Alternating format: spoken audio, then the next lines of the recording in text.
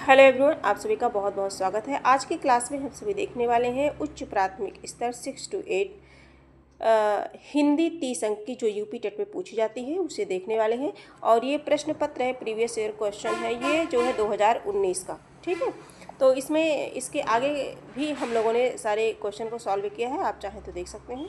और इसका जो पहला प्रश्न है, जैसा कि 30 अंक होता है, पहला प्रश्न है मिट्टी का माधव होने का अर्थ है। 4 ऑप्शन है हमारे समक्ष। समझदार होना, मिट्टी की मूर्ति, और कृष्ण की मूर्ति, बहुत ही मूर्ख। मिट्टी का माधव होना, इसका करेक्ट आंसर क्या होगा? तो मिट्टी का माधव होना यानी कि बहुत ही मूर्ख, यानी कि डी वाला आंसर हमारा सही हो जाएगा। अगला देखेंगे, कुछ इंपॉर्टेंट है। काठ का उल्लू मूर्ख, अक्ल का दुश्मन अज्ञानी या मूर्ख, अवधि खोपड़ी का मूर्ख। ठीक है, आगे देखेंगे तद्धित का संधि विच्छेद क्या होगा। 4 ऑप्शन है, तो तद्धित का संधि विच्छेद होगा तत् प्लस हित, तत् प्लस हित। सी वाला ऑप्शन सही हो जाएगा। हलंत रहेगा, ध्यान देंगे।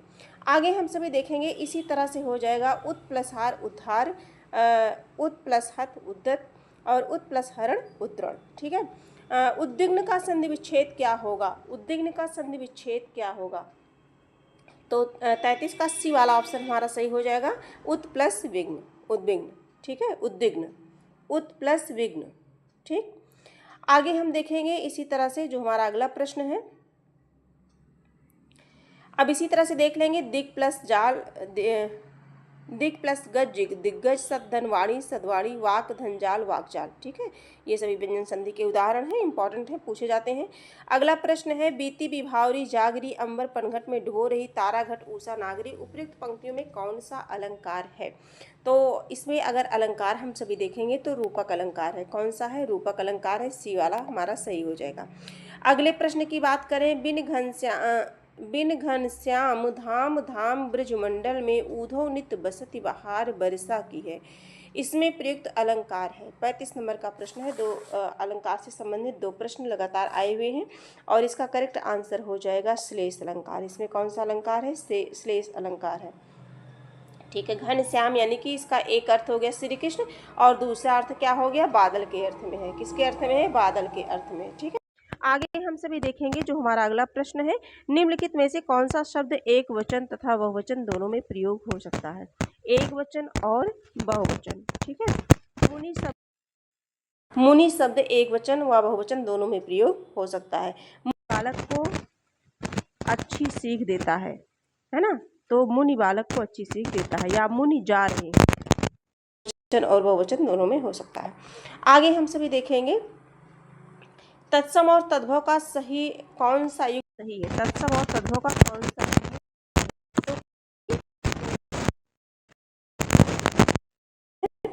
कुछ का कोक होगा।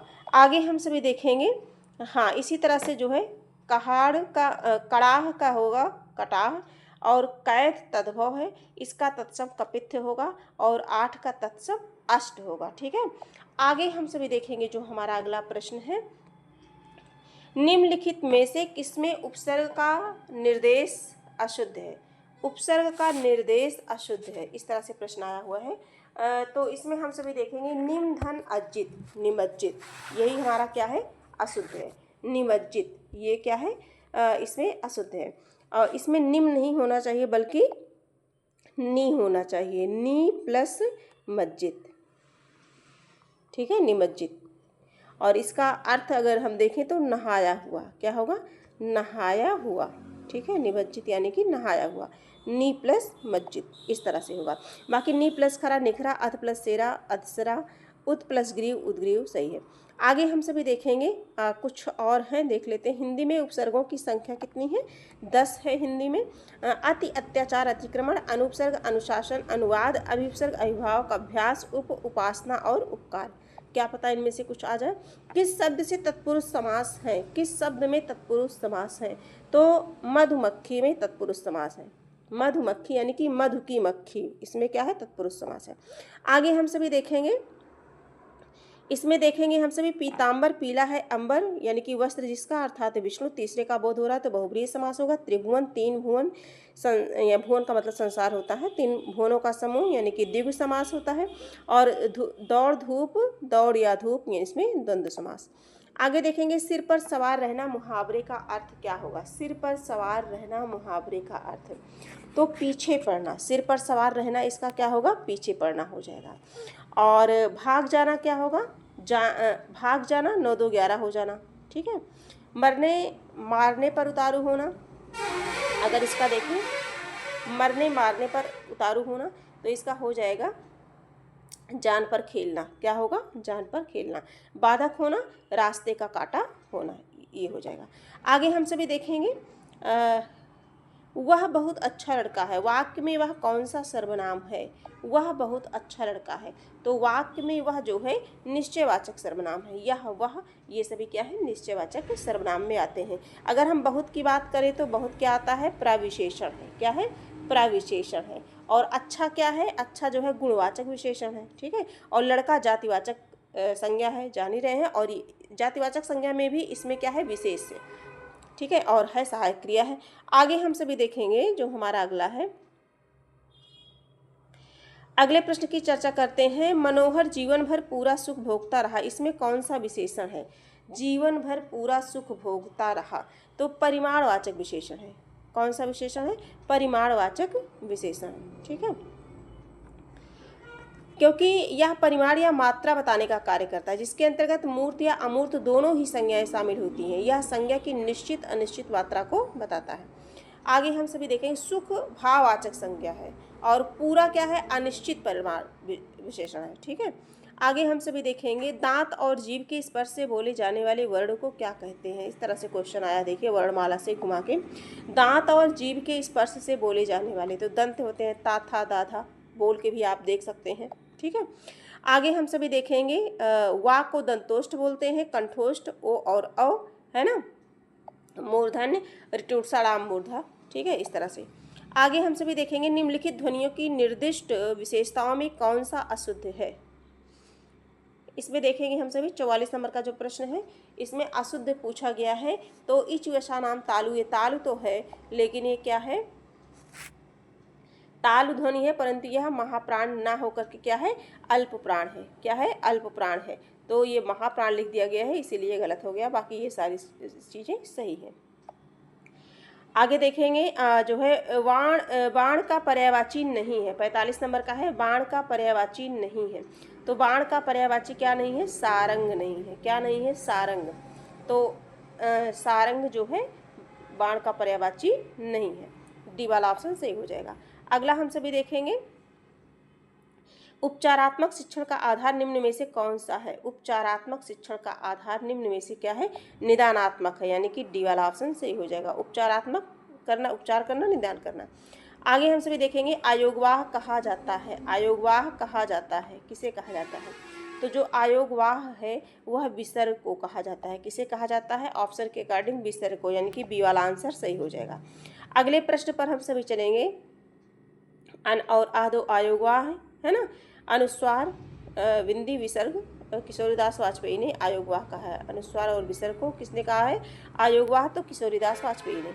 आगे हम सभी देखेंगे सुमेलित करने वाला है प्रश्न, कूट का प्रश्न है, थोड़ा सा देख लेते हैं इसे इस तरह से। सत्यार्थ प्रकाश, रामचरितमानस, सूरसागर और भक्तमाल, ये रचना और रचनाकार पूछे गए हैं।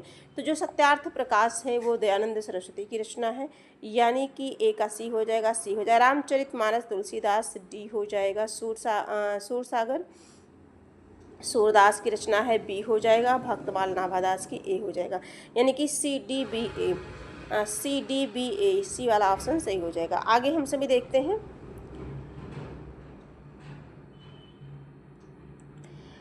निम्न में भाव वाच्य का उदाहरण है। उसे उससे बैठा नहीं जाता, राम से खाया नहीं जाता, राम पत्र लिखता है, सीता पुस्तक पढ़ती है। भाववाच्य, भाववाच्य है ना, भाववाच्य परिवर्तन से प्रश्न बना है। भाववाच्य किसमें है, तो उससे बैठा नहीं जाता, राम से खाया नहीं जाता, इन दोनों में भाववाच्य है, यानी कि ए और बी। आगे हम सभी देखेंगे निम्नलिखित में से कौन सा उत्तर सही है। इस तरह से प्रश्न आया था। अनुस्वार पूर्ण अनुनासिक ध्वनियां हैं।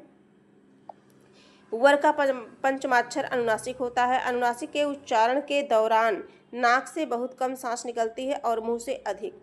तो 50 नंबर का जो प्रश्न है इसका जो करेक्ट आंसर हो जाएगा वो हो जाएगा बी, यानी कि पहला सही है, दूसरा सही है और तीसरा सही है।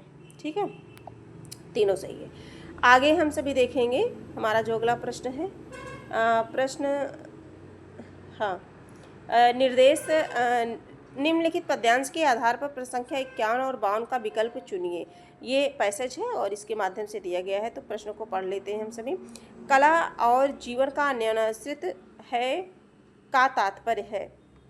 4 ऑप्शन है, चारों में से बताना है 51 नंबर का सही आंसर क्या है। कला और जीवन का जो संबंध है वो क्या है, अन्योन्याश्रित है। किस जीवन में दोनों उपयोगी हैं, एक दूसरे से पृथक हैं, एक दूसरे पर आश्रित हैं, किसी अन्य तत्व पर आश्रित है। 51 नंबर का प्रश्न है, इसका हो जाएगा एक दूसरे पर आश्रित है, यानी कि जो है सी वाला ऑप्शन सही हो जाएगा, है ना। आगे देखेंगे कौन सी कला श्रेष्ठ मानी जाती है। कौन सी कला श्रेष्ठ मानी जाती है, तो जो जीवनोपयोगी हो, है ना। जिसका जीवन में कोई उपयोग ही नहीं है तो उसे हम श्रेष्ठ क्यों मानेंगे, जो जीवन के लिए क्या हो, उपयोगी हो, यानी कि डी वाला आंसर सही हो जाएगा। अगला देखेंगे हम सभी, कुछ दिया गया है। गद्यांश को पढ़कर निम्नलिखित प्रश्न संख्या 53 एवं 54 के सही विकल्प छांटिए। श्याम गौर किमि कहो बखानी, गिरा अनयन नयन बिनुवानी। इस पद में कौन सा भाव है, तो यानी कि रस से दिया गया है, ये क्वेश्चन बना है। इसमें कौन सा है, तो मधुर भाव है। कौन सा है, मधुर भाव है, डी वाला ऑप्शन सही हो जाएगा। आगे हम सभी देखेंगे जो हमारा अगला प्रश्न है, 54 नंबर का प्रश्न है। देखते हैं कौन सा प्रश्न है, प्रश्न संख्या 54। 54 नंबर का जो प्रश्न है, यह पद्यांश किस कवि का है। यह पद्यांश किस कवि का है। ऊपर जो भी पद्यांश हम लोगों ने पढ़ा किस कवि का है, तो ये तुलसीदास जी का है। किसका है, तुलसीदास जी का है, सी वाला ऑप्शन हो जाएगा। उपयुक्त पद जो हम लोगों ने पढ़ा उसकी बात हो रही है, यानी कि श्यामर गौर किमि कहाँ बखानी, गिरा अनयन नयन बिनुवानी। ठीक है, तुलसीदास कृत रामचरितमानस के बालकांड से लिए गए हैं। चांदनी चौक में कौन सी संज्ञा है। चांदनी चौक, चांदनी चौक में कौन सी संज्ञा है, मतलब यानी कि किसी व्यक्ति विशेष स्थान की बात हो रही ना, किसी एक स्थान की, तो व्यक्तिवाचक संज्ञा होगी वहाँ। आगे हम सभी देखेंगे जो है निम्नलिखित में से कौन सा विकल्प विलोम की दृष्टि से सही नहीं है। विलोम की दृष्टि से सही नहीं है। देखो, सुबुद्धि असुबुद्धि, सुबुद्धि का क्या हो जाएगा, दुर्बुद्धि हो जाएगा, तो यही हमारा गलत हो गया। आरोह अवरोह, उत्कर्ष अपकर्ष, कीर्ति अपकीर्ति, तो हमारा पहला ऑप्शन सही हो जाएगा। आगे हम सभी देखेंगे सुमेलित करना है, 57 नंबर का प्रश्न है। काफ़ी प्रश्न सुमेलित वाला आया था 2019 में। तलवार टेढ़ा तरुपटु, है ना, तो इन्हें जो है मिलाना है। तलवार का क्या हो जाएगा, कृपाण हो जाएगा। तलवार का क्या हो जाएगा, कृपाण हो जाएगा, यानी कि जो है ए का डी हो जाएगा।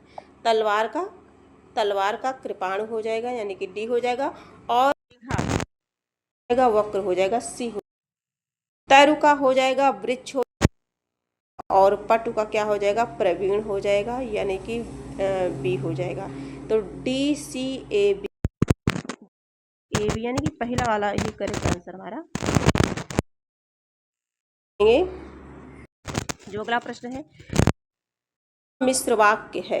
मिश्र वाक्य बताना है कौन सा मिश्र वाक्य है। उनमें ना पत्ते थे ना फूल थे, इसमें अच्छी राज प्रबंध है। यज्ञ दत्त देवदत्त को व्याकरण पढ़ाता है, वह उड़ती हुई चिड़िया पहचानता है। तो 58 नंबर का प्रश्न है, इसमें जो करेक्ट आंसर होगा वो क्या होगा। देखिए, यज्ञ दत्त देवदत्त को व्याकरण पढ़ाता है, यज्ञदत्त देवदत्त को व्याकरण, ये बिल्कुल सरल वाक्य हो गया। ठीक है, वह उड़ती हुई चिड़िया पहचानता है, ये भी सरल वाक्य है। हमें बताना है मिश्र वाक्य क्या है। मैंने सुना है कि आपके देश में अच्छा राज प्रबंध है, तो ये जो बी वाला है, यहाँ से दो वाक्य जुड़ गया है ना, किसे पूरा कंप्लीट हुआ सेंटेंस, यही क्या है, मिश्र वाक्य हो गया। ठीक है, तो करेक्ट आंसर हमारा बी हो गया। अगला प्रश्न है जो सबसे जो है, नहीं अभी 59 का है। वह द्वार द्वार भीख मांगता चलता है, वाक्य में कौन सा कारक है। द्वार द्वार भीख मांगता चलता है, यानी कि में पर ऊपर, द्वार द्वार पर। ठीक है, तो अधिकरण कारक है, सी वाला ऑप्शन सही हो जाएगा। आगे हम देखेंगे जो है आयुष्मान का स्त्रीलिंग क्या होगा। 60 नंबर का प्रश्न है, आयुष्मान का स्त्रीलिंग क्या होगा। तो आयुष्मान का स्त्रीलिंग हो जाएगा आयुष्मती हो जाएगा, तो ए वाला आंसर। अच्छा, आयुष्मती, हाँ ए वाला आंसर हमारा सही हो जाएगा, आयुष्मती। ठीक है, तो इस तरह से हम लोगों ने कितने प्रश्नों को किया, 30 से लेकर के 60, यानी कि 30 प्रश्नों को किया। और ये प्रश्न क्या थे, 2019 यूपी टेट के प्रीवियस ईयर क्वेश्चन पेपर थे। इसी तरह से क्लास पाने के लिए प्रियंका हिंदी अकेडमी चैनल को लाइक सब्सक्राइब करना ना भूलें। आज के लिए इतना ही, फिर मिलेंगे, तब तक के लिए धन्यवाद।